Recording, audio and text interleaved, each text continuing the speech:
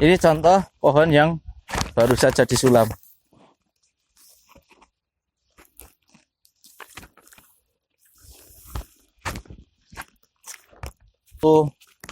Pohon yang sangat stagnan, bahkan nggak hanya stagnan tapi lebih mengecil. Jadi awalnya bibit sekitar 70 cm, bagian yang besar kering, tunasnya yang sisa, akhirnya tunas ini yang tinggal sisanya, dan tidak ada tanda-tanda muncul tunas. Karena ternyata memang ketika tadi kami minta untuk pembuatan biopori, lubang ini itu tanahnya sangat lengket, keras dan padat. Pakai tangannya tidak bisa.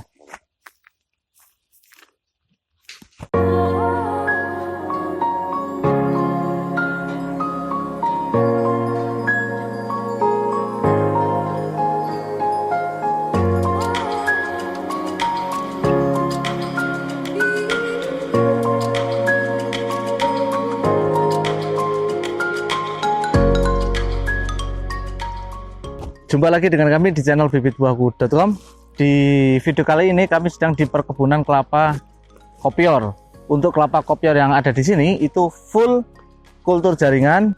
Total ada sekitar 80. Di situ ada yang kopior kuning, kemudian kopior merah, dan kopior yang warnanya hijau. Kami kesini karena memang ingin diskusi dari pemilik pohonnya, pengen diskusi dan ya bisa dikatakan konsultasi. Karena kami juga merawat kelapa pandan wangi di kebun kami, dan lokasinya juga tidak terlalu jauh. Ini di Ungaran, paling 5 km dari kebun kami.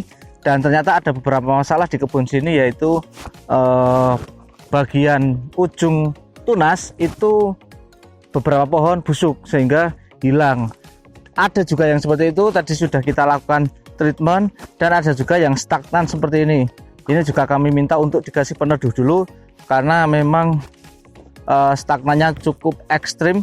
Ini usianya 1 tahun, ada yang kecil bahkan 1 jengkal nanti kita tunjukkan, dan ada yang sudah besar, yang normal bagus.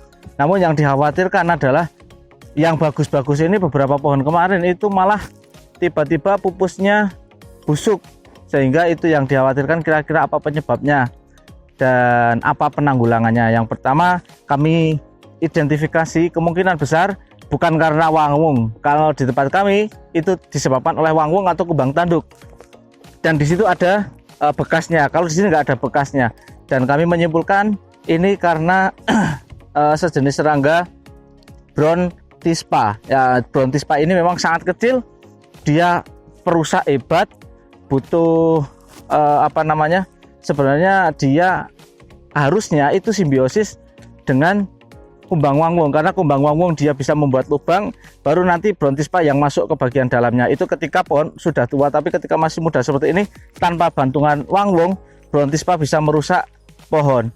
Nanti biasanya pohon akan terlihat terbakar dan gosong bagian daunnya, busuk bagian ujung di tunasnya. Itu harus segera dicabut dan dibakar, harus dimusnahkan.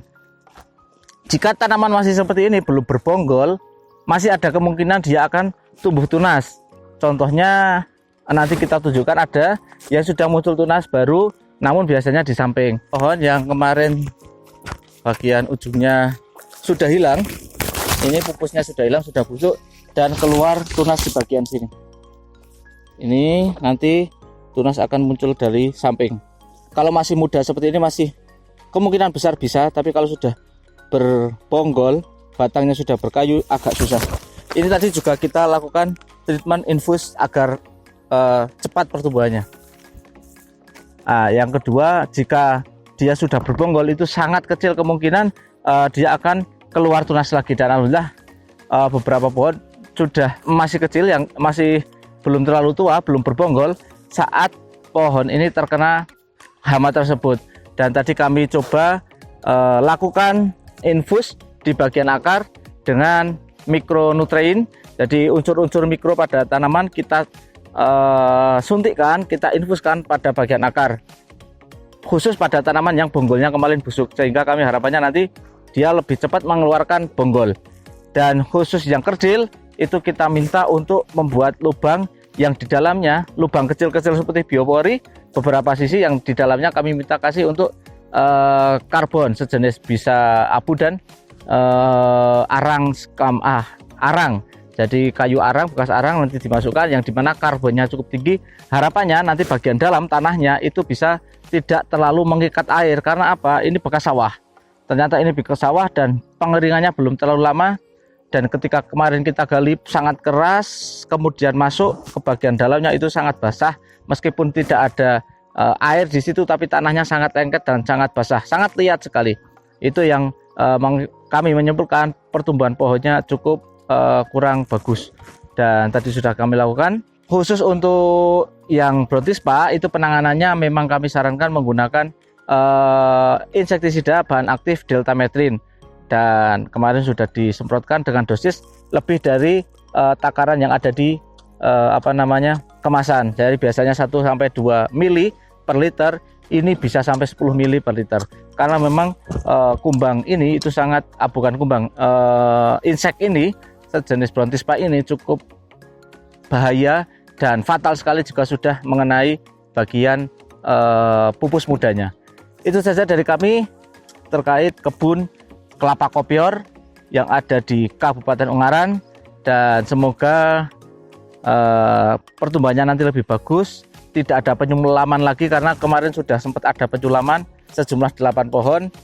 Dan Anda tahu sendiri bahwa kita tahu untuk bibit kelapa kopior dari kultur jaringan harganya tidak murah, bisa sampai paling murah itu 1 juta, rata-rata naik turunnya 1 juta. Jadi cukup sayangkan jika tanaman ada yang mati. Itu saja dari kami. Jika menurut Anda video kami bermanfaat silahkan klik like, dan jika dari Anda ada yang punya pengalaman sama terkait penanaman kelapa di bekas lahan sawah, terutama dari kultur jaringan, bisa tulis di kolom komentar. Apakah ternyata baik-baik saja atau juga mengalami hal yang sama. Dan bagi Anda yang juga punya pohon kelapa dengan penyakit yang sama, yaitu bagian pupusnya busuk, bisa tulis di kolom komentar kira-kira menurut Anda karena apa. Dan menurut kami itu karena serangga antara Brontispa, atau jika tidak maka dikarenakan oleh kumbang badak. Itu saja dari kami. Sekian, ini bibit buahku, mana bibit buahmu?